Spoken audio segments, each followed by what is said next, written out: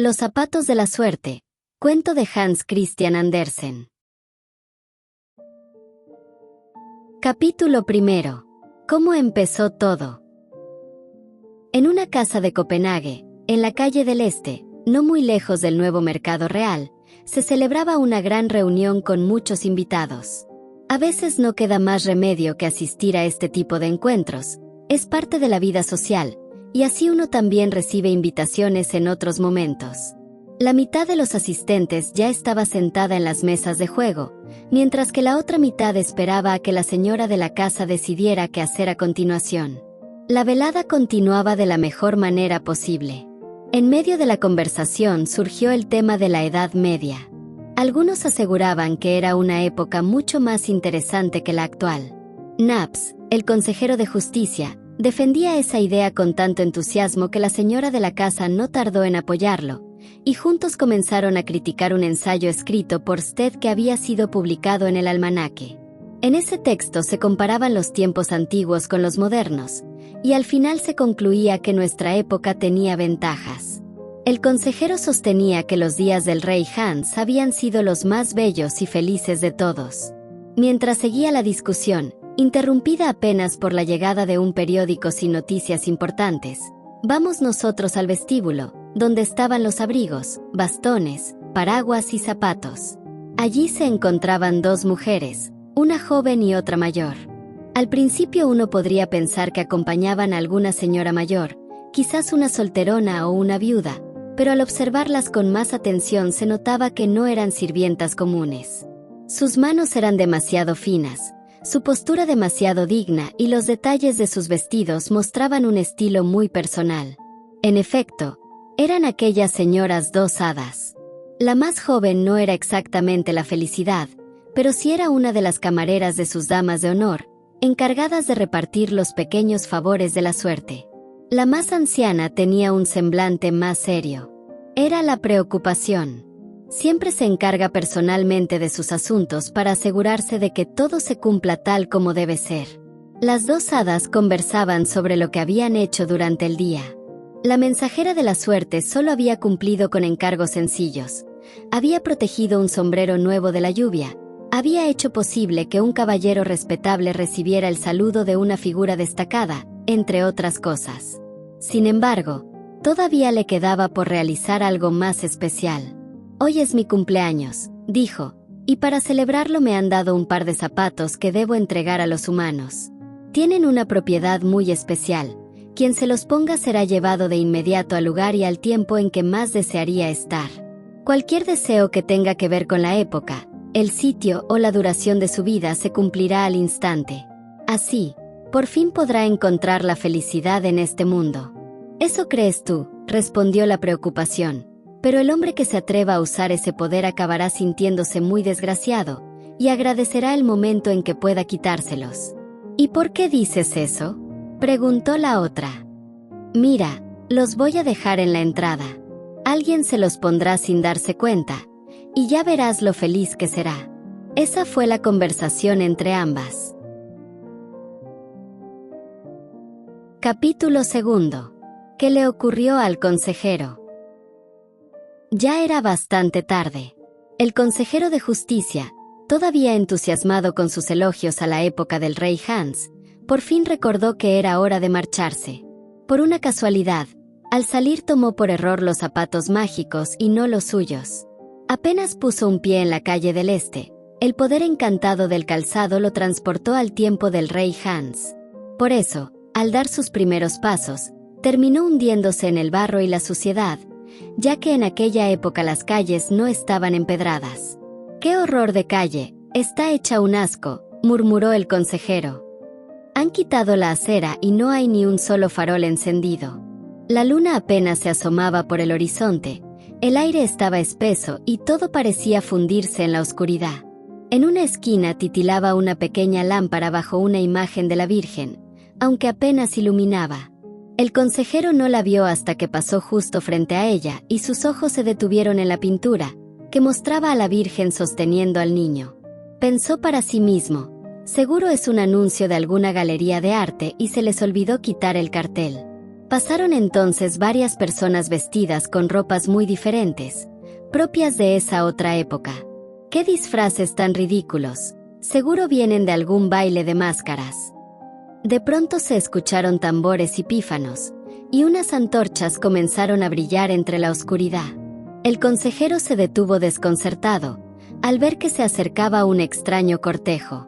Iban al frente varios tamborileros golpeando con fuerza sus instrumentos, seguidos por alabarderos con arcos y ballestas. El más destacado del grupo era un sacerdote. Confundido, el consejero preguntó qué significaba todo eso y quién era aquel personaje. «Es el obispo de Zelanda», le respondieron. «¡Santo cielo! ¿Y ahora qué se le habrá ocurrido al obispo?», pensó el consejero, sacudiendo la cabeza. Pero era imposible que ese fuera el obispo que él conocía. Siguió caminando por la calle del Este, luego por la plaza del Puente Alto, sin prestar atención a dónde iba. Intentó encontrar el puente que lleva a la plaza del Palacio, pero en su lugar solo veía una orilla baja. Al final, alcanzó a ver a dos hombres sentados en una barca. «¿Quiere que lo llevemos a la isla?», preguntaron. «¿A la isla?», repitió el consejero, sin sospechar aún que estaba en otro tiempo. «No, yo voy a Christianshafen, a la calle del mercado». Los hombres lo miraron sin decir nada. «Solo díganme dónde está el puente», insistió. «Es una vergüenza que no haya luces encendidas. Y con tanto lodo, esto parece más un pantano que una ciudad». A medida que hablaba, el modo de expresarse de aquellos barqueros le resultaba cada vez más incomprensible. «No entiendo ni una palabra de lo que dicen», dijo al fin, dándoles la espalda. No lograba encontrar el puente y no había ni una barandilla que indicara el paso. «Esto ya es el colmo de la negligencia», pensó otra vez para sí mismo. Nunca antes su época le había parecido tan miserable como esa noche. «Será mejor que tome un coche», se dijo. «¿Un coche?». No se veía ni uno solo. «Tendré que volver al nuevo mercado real. Seguro allí encuentro alguno. De lo contrario, no llegaré nunca a Christianshafen». Volvió a la calle del Este y casi la había recorrido por completo cuando apareció la luna. «Santo cielo, qué construcción tan grotesca han levantado aquí», murmuró al ver la puerta del Este, que en aquel entonces estaba al final de la calle.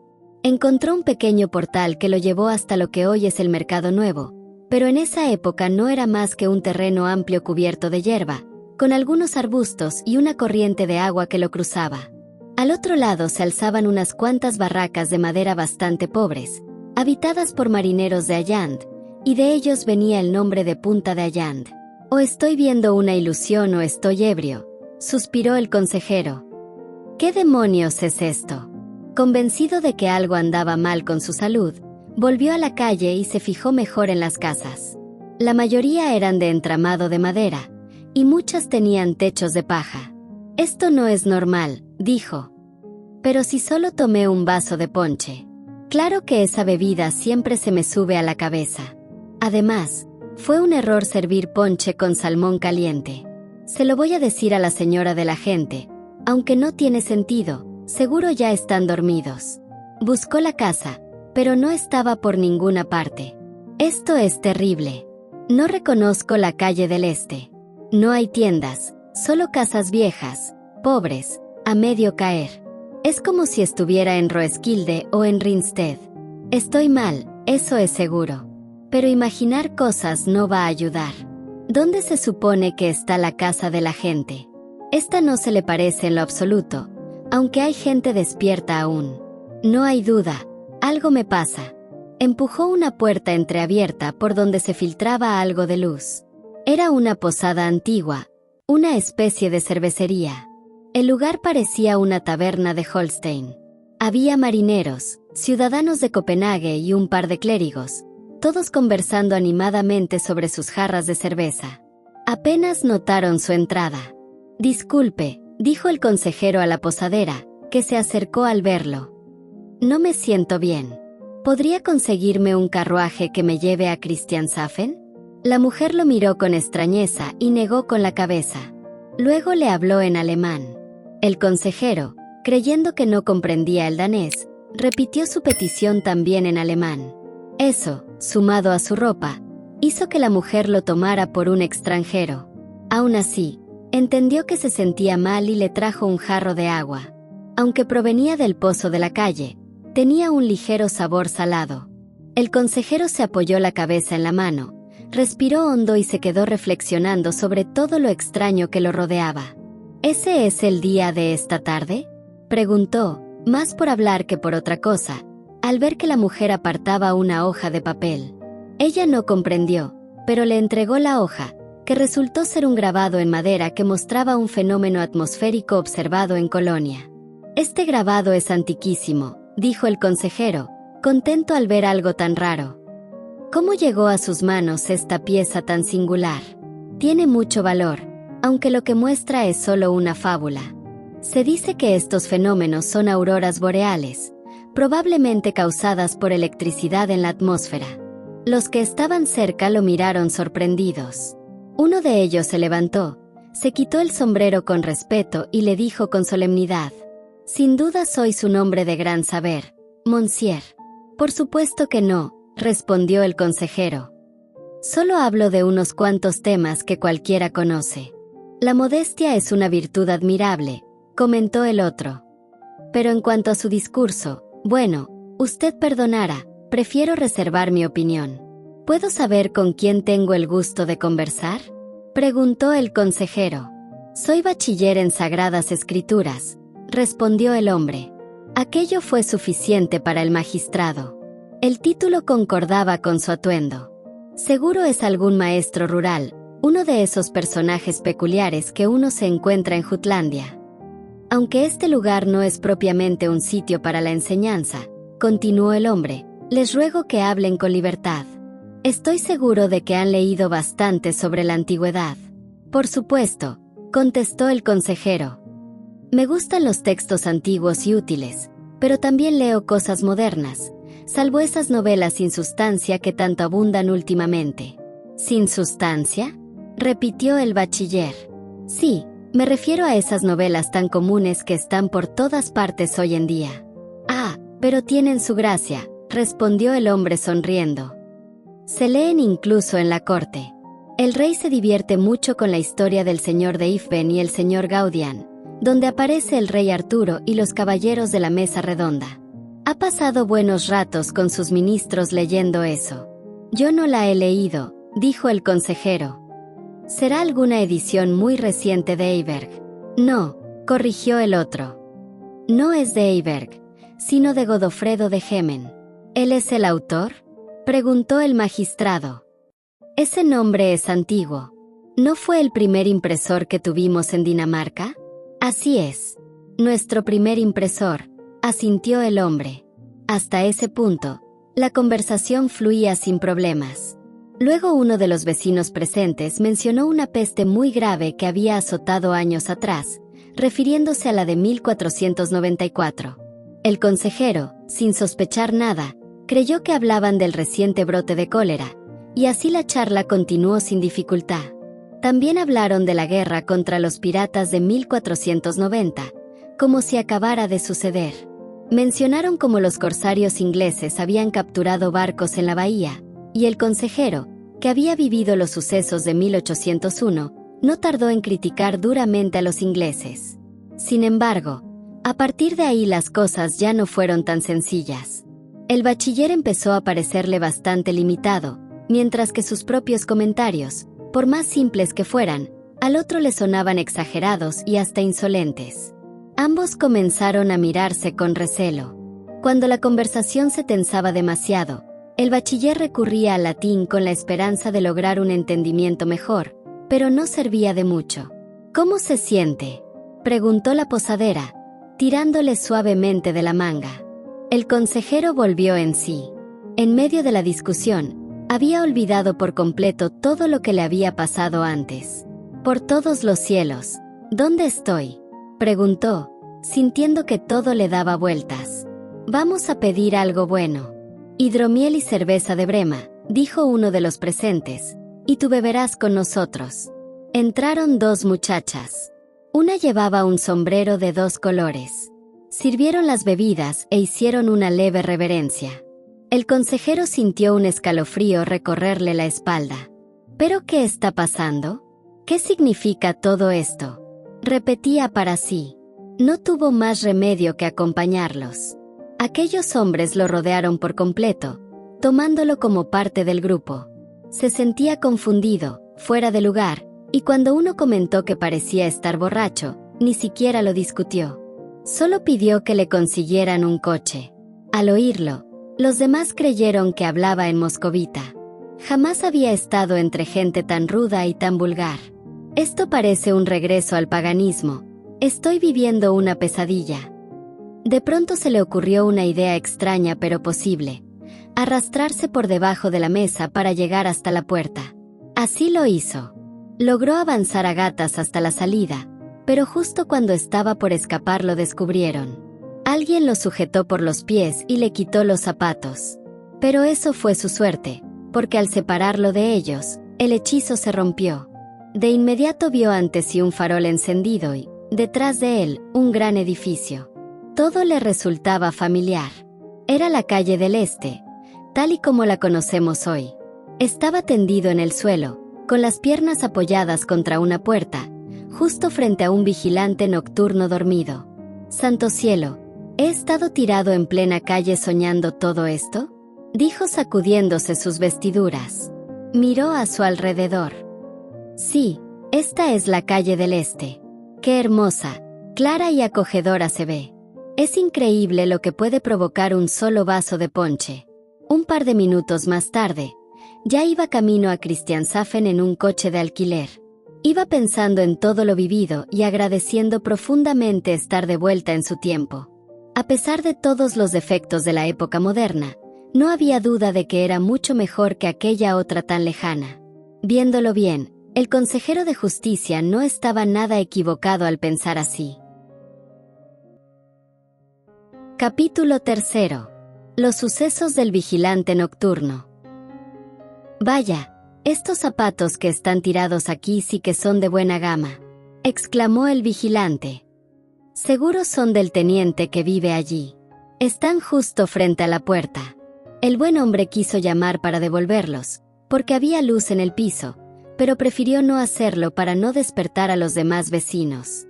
«Qué cómodo debe ser tener estas cosas en los pies», pensó. «El cuero es muy suave. Le quedaban bien. Qué extraño es el mundo», continuó. «El teniente podría estar ahora mismo en su cama calentita, pero no lo está. Prefiere pasearse por la habitación. Este sí que es un hombre feliz. No tiene esposa ni hijos y cada noche se reúne con sus amigos. Qué suerte estar en su lugar». Al pensar esto, el hechizo de los zapatos que llevaba calzados hizo efecto. El vigilante nocturno se transformó en el teniente.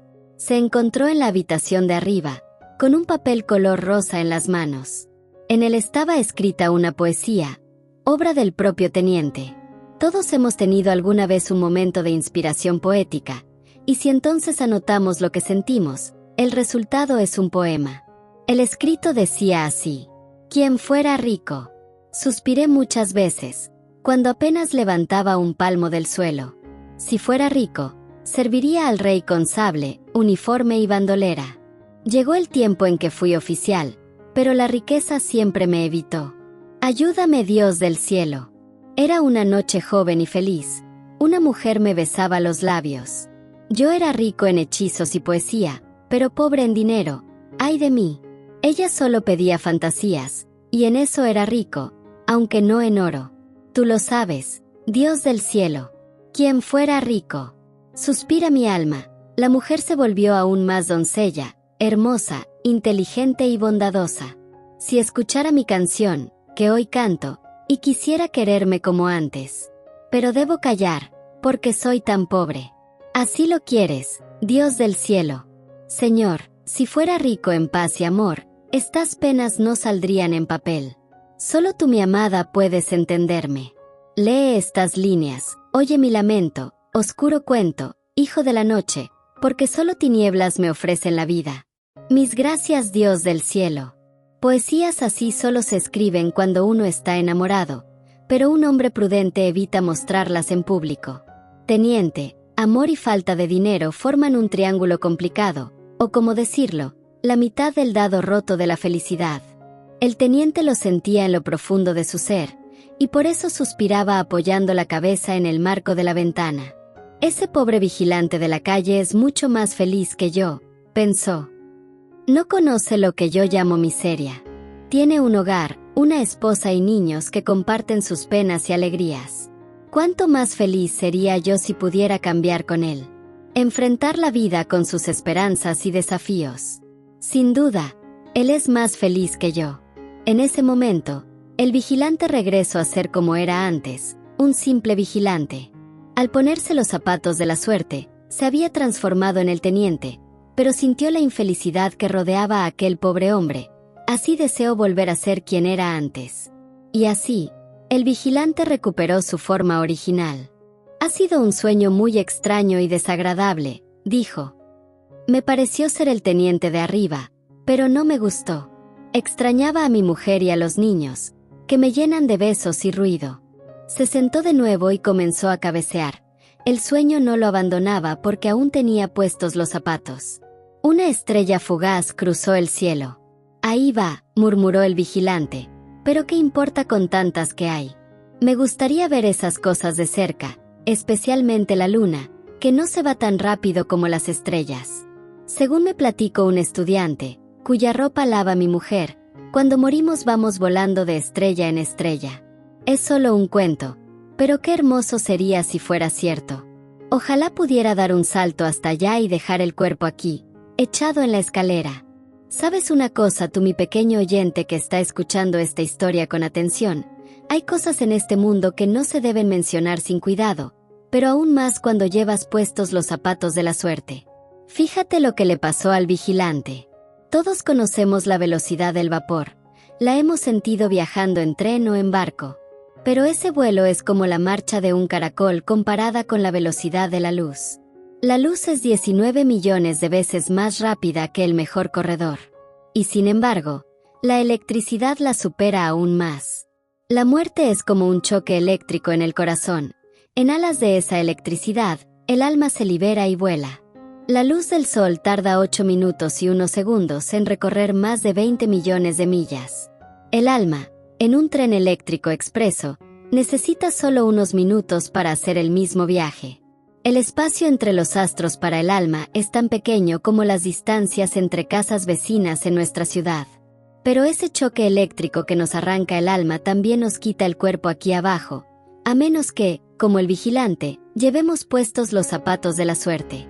En unos segundos, nuestro hombre recorrió las 52.000 millas que nos separan de la luna, que como se sabe, es más ligera que la Tierra. Podríamos decir que tiene una textura suave, como la nieve recién caída. Se encontró en una de esas innumerables montañas en forma de anillo que conocemos por el gran mapa lunar que trazó el Dr. Madler. Lo has visto, ¿verdad?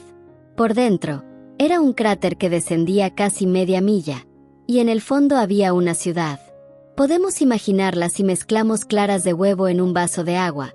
Los materiales eran blandos como ellas, formando torres con cúpulas y terrazas que parecían velas, transparentes y flotando en la tenue atmósfera. Nuestra tierra flotaba sobre su cabeza como un globo rojo oscuro. Pronto vio a muchos seres lunares, que sin duda serían lo que nosotros llamamos personas, pero su figura era muy distinta a la nuestra. Tenían su propio idioma, y nadie esperaría que un vigilante nocturno pudiera entenderlo. Sin embargo, para sorpresa, lo entendía perfectamente. Sí, el alma del vigilante comprendía la lengua de los seres lunares a quien llamamos helenitas, quienes hablaban de nuestra tierra y dudaban que pudiera estar habitada. Decían que la atmósfera era demasiado densa para que una criatura racional pudiera vivir allí. Según ellos, solo la luna estaba habitada. Para ellos, era el lugar ideal para los habitantes del universo. Pero volvamos a la calle del este y veamos qué ocurre con el cuerpo del vigilante nocturno. El cuerpo yacía inmóvil en la escalera. Había soltado su lanza y sus ojos miraban fijamente a la luna, donde vagaba su alma feliz. ¿Qué hora es, vigilante?, preguntó un transeúnte. El vigilante no respondió. Entonces el hombre le dio un golpe en la nariz, haciendo que el cuerpo perdiera el equilibrio y quedara tendido completamente. El vigilante parecía estar muerto. El transeúnte sintió un gran temor por aquel hombre a quien acababa de golpear. Se dio aviso, se habló del suceso, y al amanecer trasladaron el cuerpo al hospital. Ahora bien, ¿cómo haría el alma si decidiera regresar y, como es natural, buscar a su cuerpo en la calle del Este? Allí no lo encontraría. Probablemente acudiría a la policía, luego a la oficina de objetos perdidos, y después al hospital. Pero no hay que preocuparse. El alma es muy inteligente cuando actúa por sí misma. Es el cuerpo el que la hace torpe. Como dijimos, el cuerpo del vigilante fue llevado al hospital y puesto en la sala de desinfección. Allí, lo primero que hicieron fue quitarle los zapatos, con lo que el alma tuvo que regresar. Enseguida volvió a su cuerpo, y poco después nuestro hombre estaba vivo y en buen estado. Aseguró que había pasado la noche más horrible de su vida y que ni por un escudo volvería a hacer lo mismo. Afortunadamente, todo había terminado. Lo dieron de alta ese mismo día, pero los zapatos quedaron en el hospital. Capítulo 4. La historia en su punto más culminante. Hoy todos los habitantes de Copenhague conocen cómo es la entrada al hospital del rey Federico. Pero como puede suceder que algunas personas que no conocen la ciudad lean esta historia, es necesario comenzar con una descripción.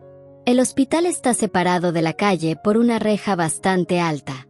Sus barrotes de hierro están tan separados que algunos estudiantes internos de medicina, si eran delgados, podían deslizarse por entre ellos para hacer sus pequeñas escapadas. La parte del cuerpo que más difícil resultaba pasar era la cabeza. En este caso, como en muchas otras situaciones de la vida, las cabezas pequeñas eran las más afortunadas. Esto basta para que tú, mi amigo o amiga que me escucha, te des una buena idea. Uno de los jóvenes estudiantes, que solo desde el punto de vista físico podía decirse que tenía una cabeza grande, estaba de guardia esa noche. Llovía a cántaros, lo que complicaba las cosas, pero aún así debía salir, aunque solo fuera por un cuarto de hora.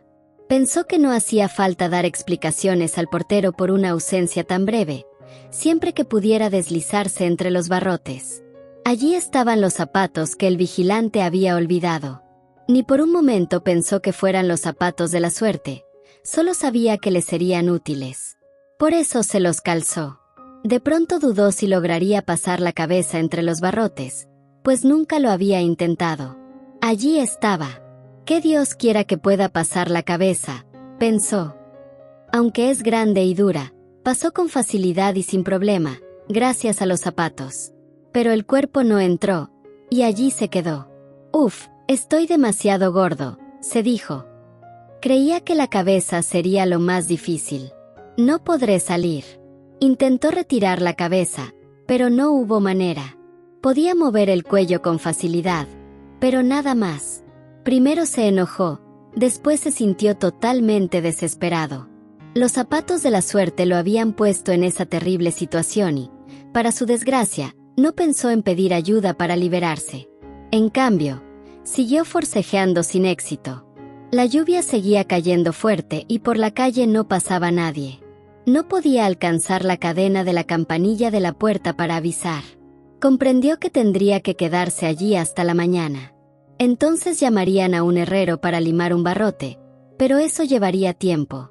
Toda la escuela de pobres que quedaba enfrente, con sus alumnos vestidos de azul, y todo el barrio marinero de Nivoder se reunirían para burlarse de él.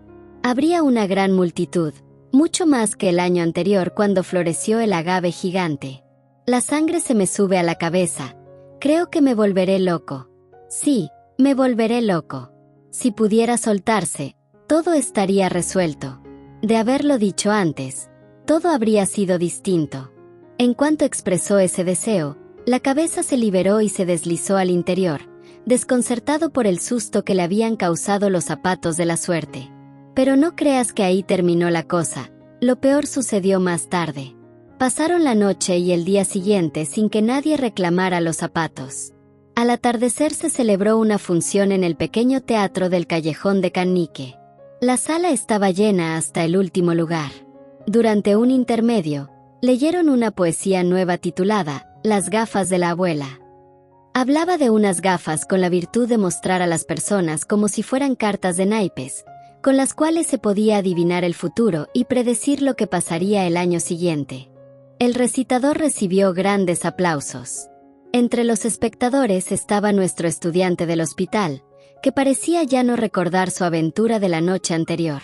Seguía usando los zapatos, porque nadie los había reclamado, y como la calle estaba llena de barro, pensó que le serían de mucha utilidad. Consideró que la poesía era muy buena. Esa idea le preocupaba. Le habría gustado mucho tener unos anteojos como los que describía el poema. Si los usara bien, tal vez podría ver el corazón de las personas, lo que sería aún más interesante que conocer los acontecimientos del próximo año. Estos se sabrían tarde o temprano, pero aquello siempre permanecería oculto. Solo imagino toda la fila de caballeros y señoras en la primera fila, pensó. Si pudiera ver sus corazones. Debería haber una especie de ventana, un escaparate.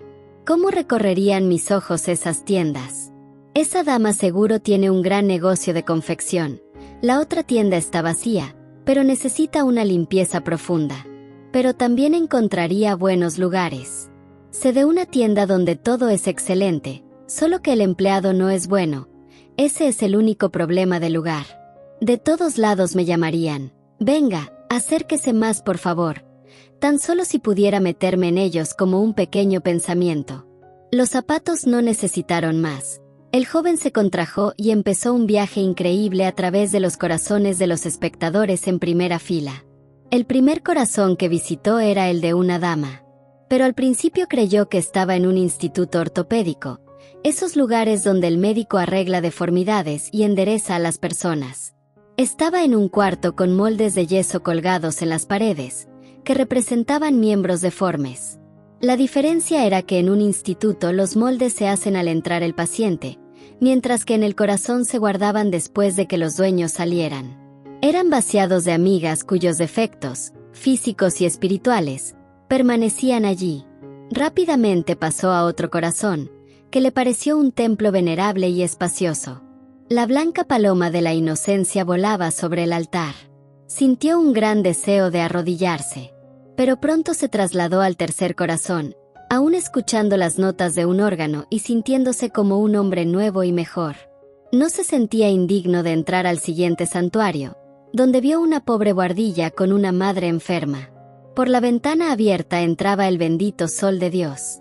Magníficas rosas saludaban desde una maceta en el techo, y dos pájaros azules cantaban alegres canciones infantiles mientras la madre enferma pedía bendiciones para su hija. Después, gateando, entró en una carnicería abarrotada. Solo encontraba carne por todas partes. Era el corazón de un hombre rico y prestigioso, cuyo nombre se escucha en todas partes. Luego entró en el corazón de la esposa del hombre, que parecía un palomar viejo y en ruinas. El retrato del marido servía como veleta, giraba y hacía que las puertas se abrieran y cerraran al compás de su movimiento.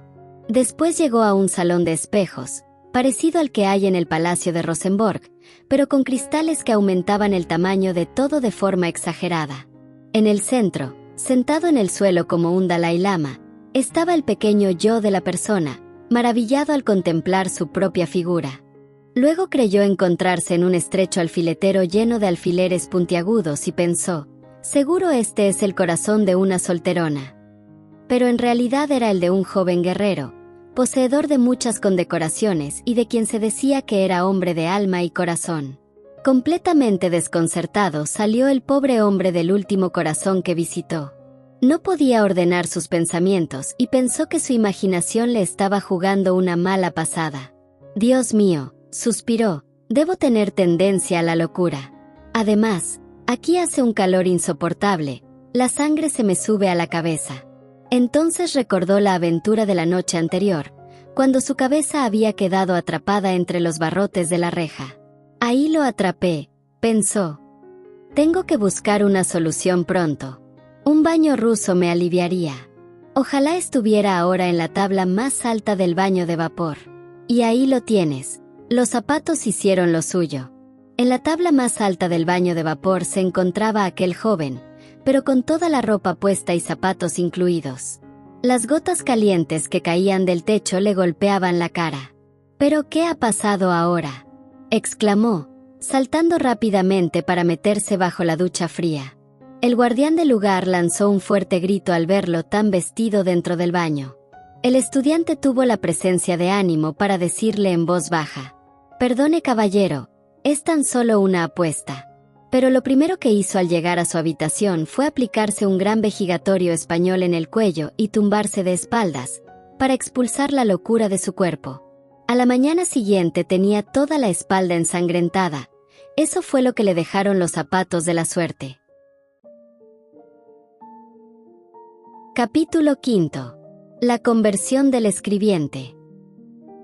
Mientras tanto, el vigilante nocturno, a quien seguro no han olvidado ustedes, mis amigos que les gusta escuchar, pensaba en los zapatos que había encontrado y dejado luego en el hospital.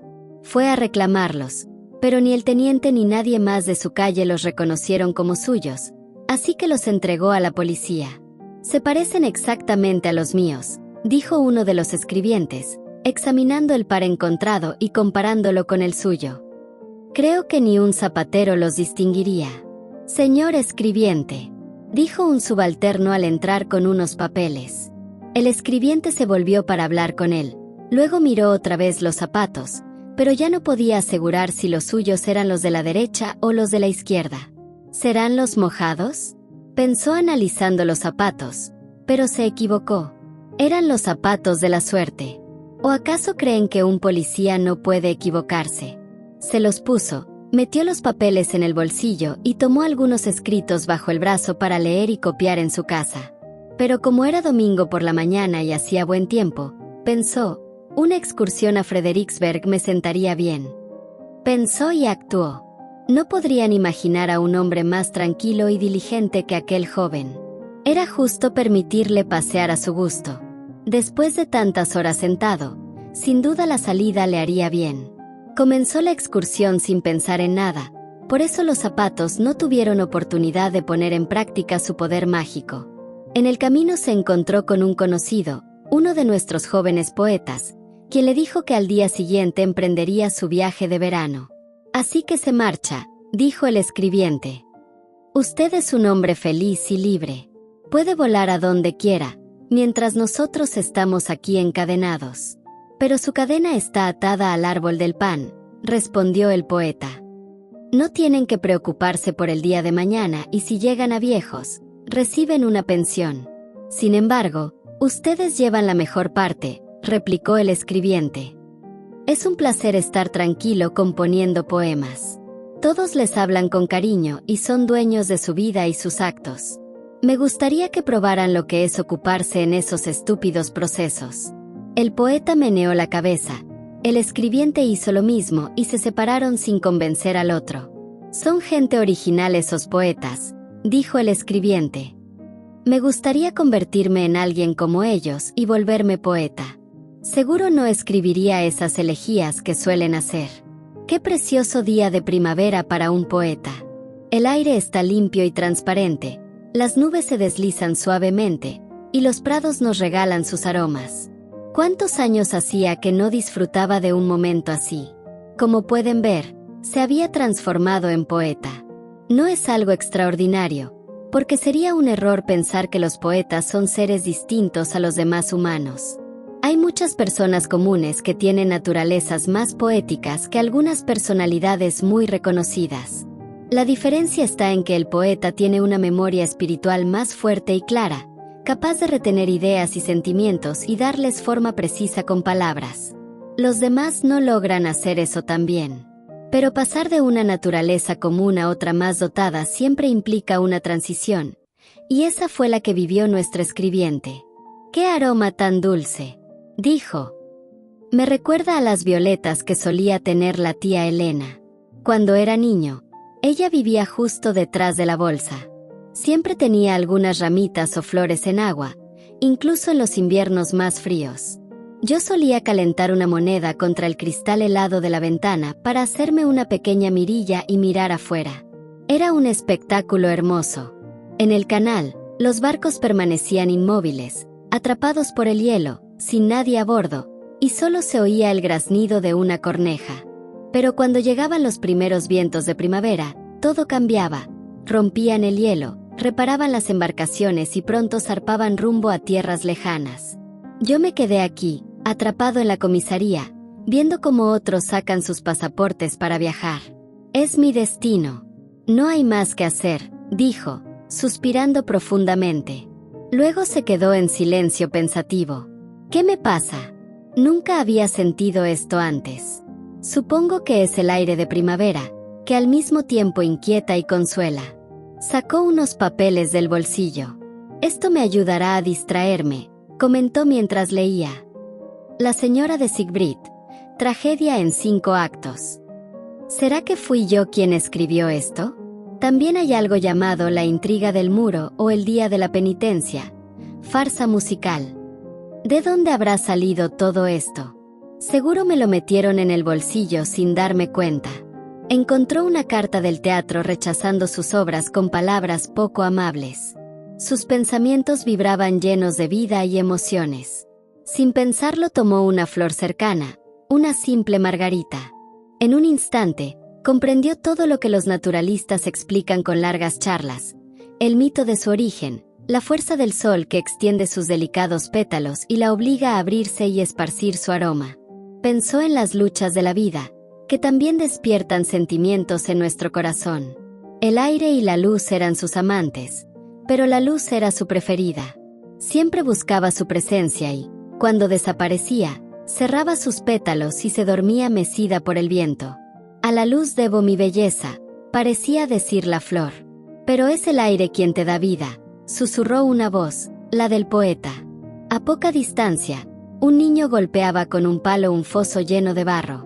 Las gotas de agua salpicaban entre las ramas verdes, y el escribiente pensó en los millones de pequeños seres que, encerrados en esas gotas, eran lanzados al aire. Para ellos, eso equivaldría a ser disparados hasta la región de las nubes. Mientras reflexionaba sobre el cambio que había experimentado, sonrió y pensó: debo estar soñando. Pero es extraño soñar con tanta naturalidad y ser consciente de que es un sueño. Ojalá lo recuerde mañana al despertar. Ahora siento todo tan claro y estoy tan emocionado. Sin embargo, seguro que si lo recuerdo, será algo sin sentido, como suele pasarme. Las maravillas que vemos y oímos en los sueños son como el oro de los seres infernales. De noche brillan, pero a la luz del día no son más que piedras y hojas secas. Suspiró melancólicamente al observar a los pájaros que saltaban alegres de rama en rama. ¡Qué felices son ellos!, pensó. Volar es un arte maravilloso. Dichoso quien nació con esa habilidad. Si pudiera, me transformaría en una alondra. Justo entonces sintió cómo se le contraían las mangas y faldones de la levita, que se transformaban en alas. Sus ropas se convirtieron en plumas y los zapatos en garras. Se dio cuenta y se rió para sí. Bueno, ahora puedo convencerme de que estoy soñando, aunque nunca tuve un sueño tan extraño, dijo. Remontándose a las ramas, empezó a cantar, pero en su canto no había poesía, porque su naturaleza poética había desaparecido. Los zapatos no podían realizar 2 funciones a la vez. Quiso ser poeta y lo fue. Quiso ser pájaro y se convirtió en ave, pero dejó de ser poeta. Esto es lo mejor, pensó. De día, en la comisaría, leyendo documentos serios. De noche, volando como una alondra en los jardines de Frederiksberg. Eso sí que sería una buena historia para una comedia. Bajó a posarse la hierba y, mirando a su alrededor, empezó a picotear los tallos flexibles que, por su tamaño actual, le parecían tan largos como ramas de palmeras africanas. Todo duró apenas unos instantes, hasta que la oscuridad de la noche lo envolvió. De pronto, un objeto grande, así le pareció, cayó sobre él. Era una gorra que un grumete intentó usar para atrapar al pajarillo. Una mano se deslizó por debajo y lo sujetó por la espalda y las alas, obligándolo a emitir un piar. Sorprendido, gritó con todas sus fuerzas: «Mocoso descarado. Soy funcionario de la policía». Pero el muchacho solo escuchó un pío pío. Con un golpe en el pico, el niño se alejó con el pájaro. En el paseo, el escribiente se topó con 2 estudiantes de clase alta, me refiero a lo social, porque como alumnos estaban entre los últimos. Compraron al pájaro por 8 chelines, y así el escribiente terminó en una casa de la calle de los Godos, en Copenhague. Menos mal que todo esto es un sueño, pensó. Si no, me enfadaría mucho. Primero fui poeta, luego alondra. Seguro que fue mi naturaleza poética la que me convirtió en este animalito. Pero, sea como sea, es muy desagradable caer en manos de estos niños. Me pregunto cómo terminará todo esto. Los niños lo llevaron a una habitación hermosa, donde una señora muy gordita los recibió con una sonrisa. No parecía muy contenta de que trajeran un pájaro tan común como una alondra, pero decidió que ese día podrían meterlo en una jaula vacía que colgaba junto a la ventana. Quizá le guste a Papaíto, añadió, sonriendo hacia un gran papagayo verde que se balanceaba tranquilo en su anillo dentro de una jaula de latón muy bonita. Hoy es el cumpleaños de Papaíto, dijo con inocencia, y este pajarillo del campo va a felicitarlo. Papaíto siguió meciéndose sin decir palabra alguna, pero entonces un lindo canario, que había llegado el año anterior desde su cálido y fragante país, comenzó a cantar. ¡Qué escándalo!, exclamó la señora, cubriendo la jaula con un pañuelo blanco. «Pip pip», susurró el canario. «¡Qué horrible nevada!». «Pip pip», y se quedó callado. El escribiente, o como la señorita decía, el pajarillo campestre, terminó en una jaula junto a la del canario y no muy lejos del loro. El loro solo sabía decir una frase, que repetía con gracia una y otra vez. «Bueno, vamos a ser personas». Todo lo demás que gritaba el loro era tan ininteligible como el trino del canario, pero el escribiente, convertido ahora en pájaro, entendía perfectamente a su compañero. Volaba entre la verde palmera y el almendro florido, cantaba el canario. Volaba con mis hermanos sobre flores bellísimas, por encima de un lago terso como un espejo, donde se reflejaban las plantas. También veía muchos papagayos de colores vivos, que contaban historias muy divertidas. Pero eran salvajes, replicó el loro, salvajes sin cultura. Bueno, vamos a ser personas. ¿Por qué no te ríes? Si la señora y los visitantes se ríen, tú también puedes hacerlo. Es un gran defecto no disfrutar de lo que realmente es divertido. Vamos a ser personas. ¿Recuerdas a las lindas doncellas que bailaban bajo las tiendas junto a los árboles en flor? ¿Recuerdas los dulces frutos y el jugo refrescante de las hierbas silvestres? Sí, me acuerdo, dijo el papagayo, pero aquí me va mucho mejor, me alimentan bien y me cuidan con esmero. Sé que soy una buena cabeza y no pido más. Seamos personas. Tú tienes esa alma de poeta, como dicen, pero yo poseo conocimientos prácticos y gracia. Tú tienes ese algo que llaman genio, pero te falta discreción. Te pierdes en esas notas elevadas y por eso te silencian. A mí no me pasa, porque he costado más. Me impongo con el pico y además sé decir, vamos a ser personas. Ah, patria mía cálida y florida, repitió el canario.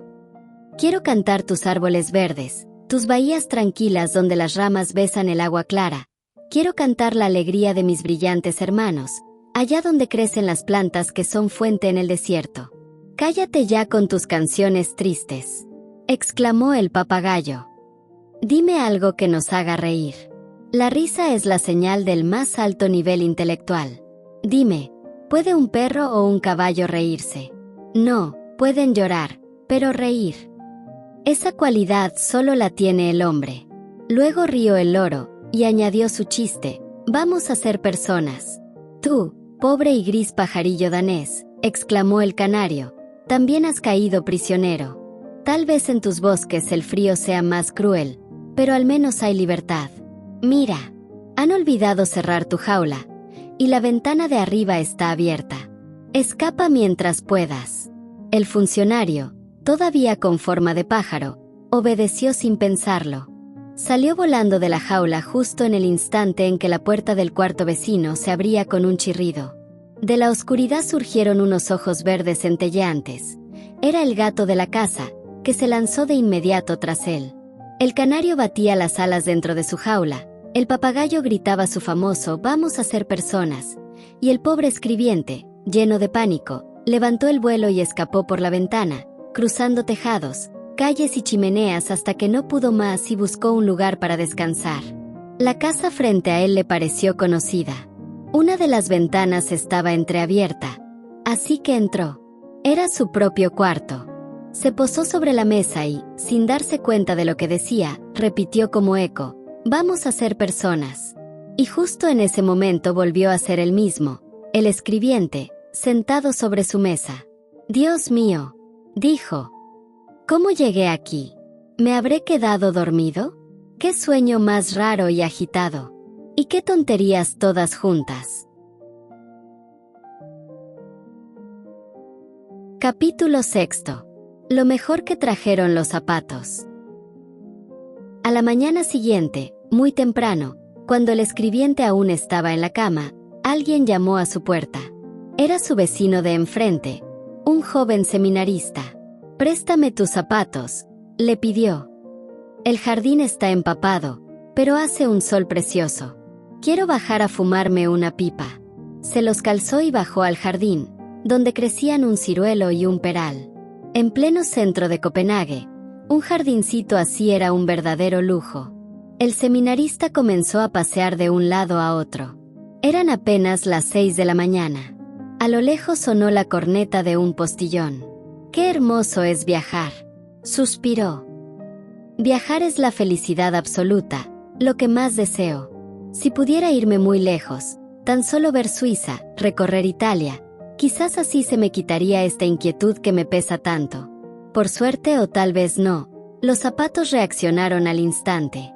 Porque si se hubieran demorado, el deseo lo habría llevado aún más lejos de lo que él mismo imaginaba.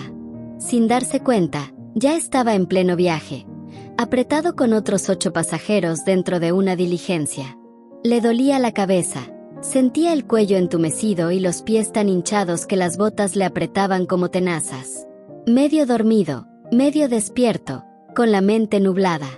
Llevaba en el bolsillo derecho una carta de crédito, en el izquierdo el pasaporte, y colgado del cuello un pequeño bolso de cuero con unas cuantas monedas de oro cosidas por dentro.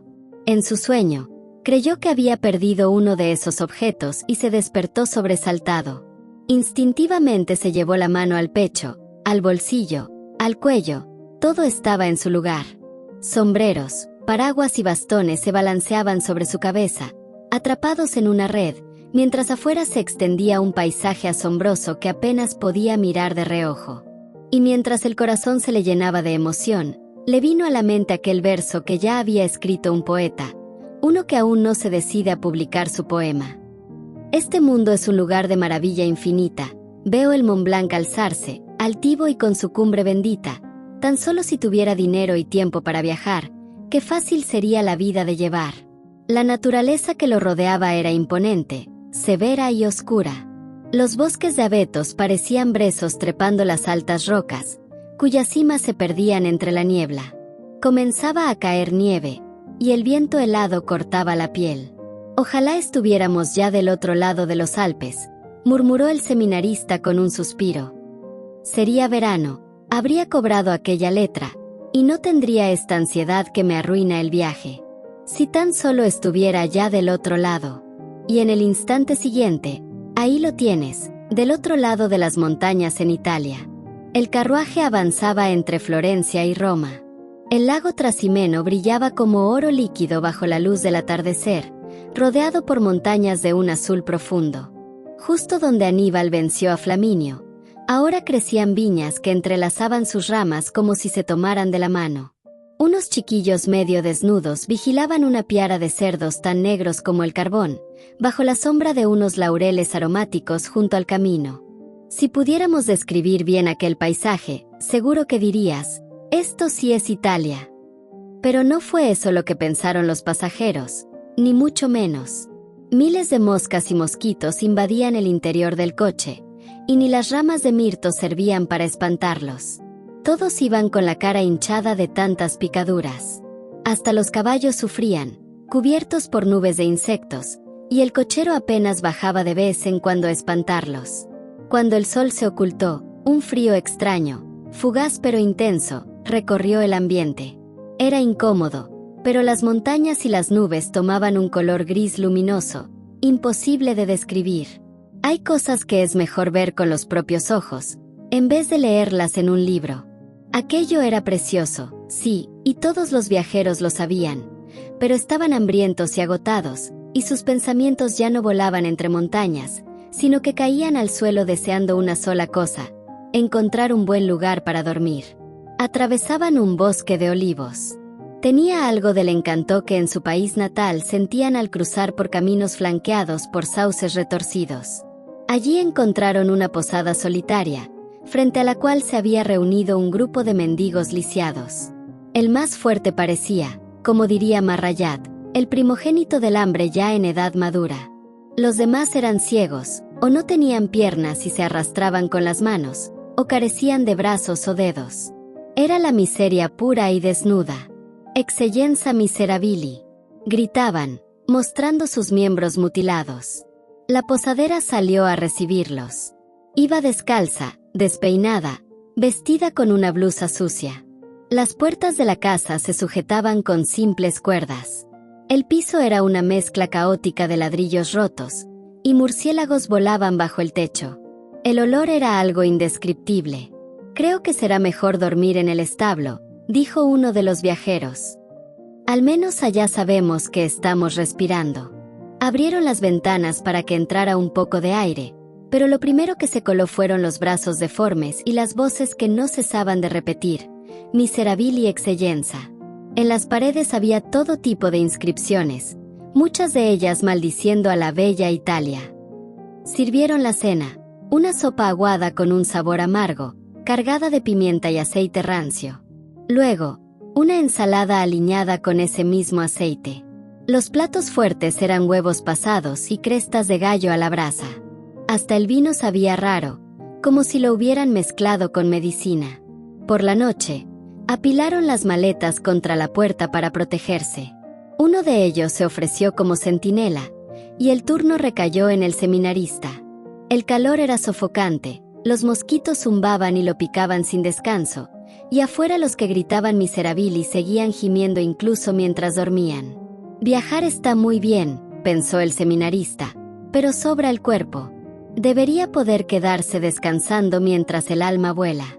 Siempre que llego a un lugar siento que me falta algo, como una presión en el pecho. Deseo algo que sea mejor que lo que tengo, pero no sé bien qué es ni dónde está. Aunque en el fondo sí lo sé.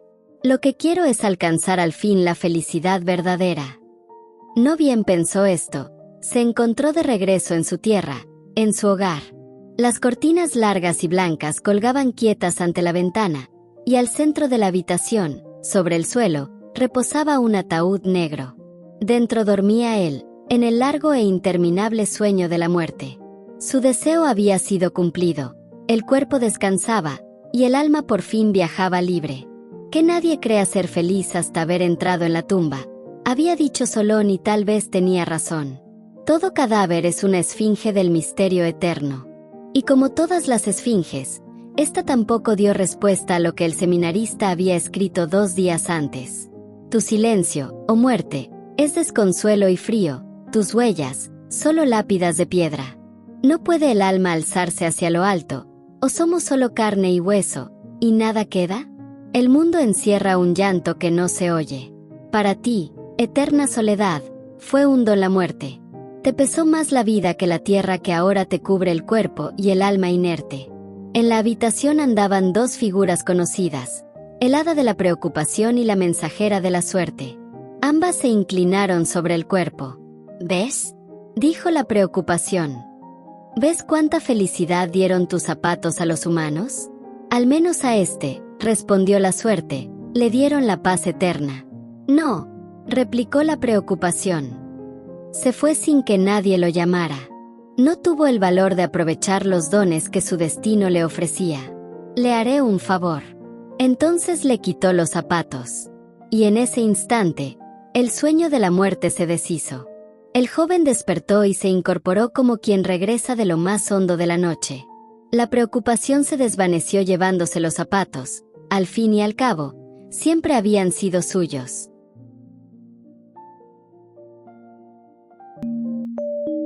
Si te gustó esta historia, considera darle like, suscribirte y compartirlo. Se vienen más historias increíbles. No te las pierdas. Gracias por escuchar. Revisa los demás cuentos y audiolibros del canal. Aquí te dejo algunas recomendaciones. Te van a encantar.